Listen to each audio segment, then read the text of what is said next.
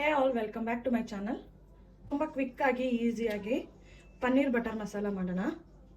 ಚಪಾತಿಗೆ, ದೋಸೆಗೆ ಮತ್ತು ಯಾವುದಕ್ಕೆ ಸೈಡ್ ಡಿಶ್ ಆಗಿ ಮತ್ತು ವೈಟ್ ರೈಸ್ಗೂ ಕೂಡ ತುಂಬ ಚೆನ್ನಾಗಿರುತ್ತೆ. ಎಣ್ಣೆ ಹಾಕ್ಕೊಳ್ಳಿ. ಎಣ್ಣೆ ಹಾಕ್ಕೊಂಡು ಇಷ್ಟು ಐಟಮ್ ರೆಡಿ ಮಾಡಿ ಇಟ್ಕೊಳ್ಳಿ. ಇದಕ್ಕೆ 2 ಈರುಳ್ಳಿ ಹಾಕ್ತಾ ಇದ್ದೀನಿ. 2 ಈರುಳ್ಳಿ, 3 ಟೊಮೆಟೊ ಹಾಕ್ತಿದ್ದೀನಿ. ಮತ್ತು 4 ರಿಂದ 5 ಒಣಮೆಣಸಿನ್ಕಾಯಿ, ಗೋಡಂಬಿ, 1 ಇಡಿ ಆಗೋಷ್ಟು, ಅರ್ಧ ಇಡಿ ಆಗೋಷ್ಟು ಗೋಡಂಬಿ, ಮತ್ತು 3 ಬೆಳ್ಳುಳ್ಳಿ, ಸಿಪ್ಪೆ ಬಿಡಿಸಿರೋದು ಬೆಳ್ಳುಳ್ಳಿ ಹಾಕೊಳ್ಳಿ. ನೆಕ್ಸ್ಟು 1 ಪಲಾವ್ ಎಲೆ, 4 ಲವಂಗ, ಅರ್ಧ ಚಕ್ಕೆ ಹಾಕೊಳ್ಳಿ. ಇಷ್ಟನ್ನು ಎಣ್ಣೆಯಲ್ಲಿ ಫ್ರೈ ಮಾಡ್ಕೊಳ್ಳಿ. ನನ್ನ ಚಾನಲ್ನ ಯಾರ್ಯಾರು ಸಬ್ಸ್ಕ್ರೈಬ್ ಆಗಿಲ್ಲ ದಯವಿಟ್ಟು ಸಬ್ಸ್ಕ್ರೈಬ್ ಮಾಡ್ಕೊಳ್ಳಿ.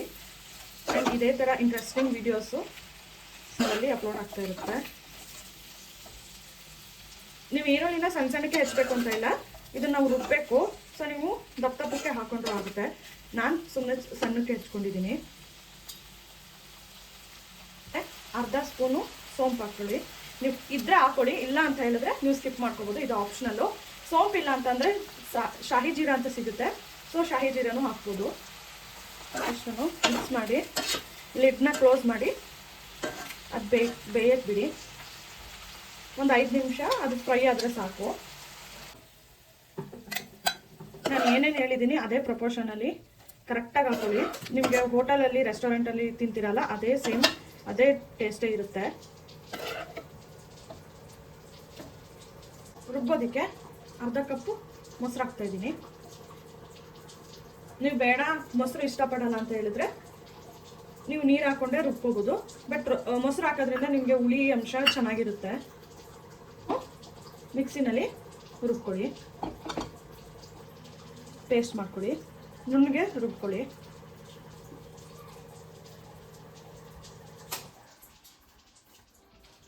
ಮತ್ತೆ ಅದೇ ಪ್ಯಾನ್ಗೆ ನಾವು ಎಲ್ಲ ಈರುಳ್ಳಿ ಉಟ್ಕೊಂಡಿದ್ವಲ್ಲ ಅದೇ ಪ್ಯಾನ್ಗೆ ಬಟರ್ ಹಾಕೊಳ್ಳಿ, ಬೆಣ್ಣೆ,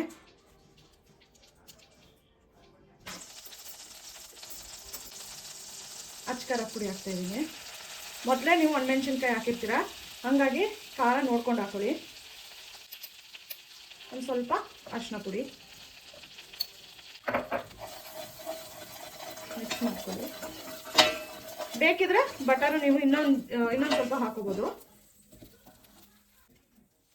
ಇದಕ್ಕೆ ಅರ್ಧ ಕ್ಯಾಪ್ಸಿಕಮ್ ಹಾಕ್ತಾ ಇದ್ದೀನಿ. ಮತ್ತೆ ರುಬ್ಬಿಟ್ಕೊಂಡಿರ್ತೀವಲ್ಲ ಅದು ಮಸಾಲ ಹಾಕಿ ಮಿಕ್ಸ್ ಮಾಡ್ಕೊಳ್ಳಿ. ನೀವು ಫಸ್ಟೇ ಎಣ್ಣೆಲಿ ಪನ್ನೀರ್ನ ಫ್ರೈ ಮಾಡ್ಕೊಂಡು ಆಮೇಲೆ ಕೂಡ ಹಾಕ್ಬೋದು. ನೀವು ಫಸ್ಟೇ ಫ್ರೈ ಮಾಡಿದ್ರೆ ಕೆಲವೊಂದ್ಸಲ ಪನ್ನೀರು ಹೊಡ್ಕೊಬಿಡುತ್ತೆ, ಸೊ ಅದು ನೀವು ಕ್ಯೂಬ್ಸ್ ಆಗಿ ಬರಲ್ಲ. ಹಾಗಾಗಿ ಆಮೇಲೆ ಮಸಾಲೆ ಎಲ್ಲ ಹಾಕಿದ್ಮೇಲೆ ಆಮೇಲೆ ಕೂಡ ಹಾಕೋಬೋದು.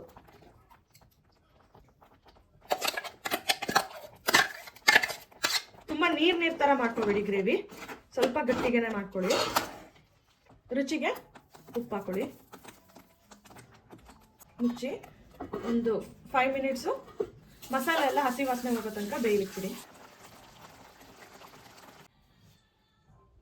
ಇದಾಗಿದೆ, ಇವಾಗ ಮಸಾಲೆ ಬೆಂದಿದೆ. ಅದಕ್ಕೆ ಅರ್ಧ ಸ್ಪೂನ್ ಗರಂ ಮಸಾಲೆ ಹಾಕ್ಕೊಳ್ಳಿ. ಜಾಸ್ತಿ ಹಾಕ್ಬೇಡಿ, ನಿಮಗೆ ತುಂಬ ಮಸಾಲ ಫ್ಲೇವರೇ ಬರುತ್ತೆ. ನೆಕ್ಸ್ಟು ಪನ್ನೀರ್ ಹಾಕ್ಕೊಳ್ಳಿ. ನಾನು ಹೇಳಿದ್ನಲ್ಲ ಫಸ್ಟೇ ನೀವು ಅಚ್ಕಾರದ ಪುಡಿ, ಅರಿಶಿನ ಹಾಕ್ದಾಗ್ಲೇ ನೀವು ಫ್ರೈ ಮಾಡ್ಕೋಬೋದು. ಬಟ್ ಹಂಗೆ ಹಾಕ್ದಾಗ ಕೆಲವೊಂದ್ಸಲ ಪನ್ನೀರು ಎಲ್ಲ ಒಡೆದೋಗುತ್ತೆ. ಈ ಥರ ಹಾಕ್ಕೊಂಡ್ರೆ ಚೆನ್ನಾಗಿರುತ್ತೆ. ಲಾಸ್ಟಲ್ಲಿ ಕಸೂರಿ ಮೆಥಿನ ಕ್ರಷ್ ಮಾಡಿಕೊಂಡು ಅರ್ಧ ಸ್ಪೂನ್ ಆಗೋಷ್ಟು ಕಸೂರಿ ಮೆಥಿ ಹಾಕ್ತಿದ್ದೀನಿ. ಸೊ ನಿಮ್ಗೆ ಇದೇ ಫ್ಲೇವರ್ ಕೊಡೋದು, ಸೊ ಕಸೂರಿ ಮೆಥಿ ಹಾಕ್ಕೊಳ್ಳಿ. ಮತ್ತು ಪನ್ನೀರ್ ಹಾಕಿದ್ಮೇಲೆ ಪನ್ನೀರ್ ಜೊತೆಗೆ ಅದು ಒಂದು 5 ಮಿನಿಟ್ಸು ಬೇಯಲಿಕ್ಕೆ ಬಿಡಿ. ಪನ್ನೀರ್ ಅಂತೂ ಬೇಗ ಬೇಯುತ್ತೆ, ಒಂದು 5 ನಿಮಿಷ ಹಾಕಿದ್ರೆ ಸಾಕು.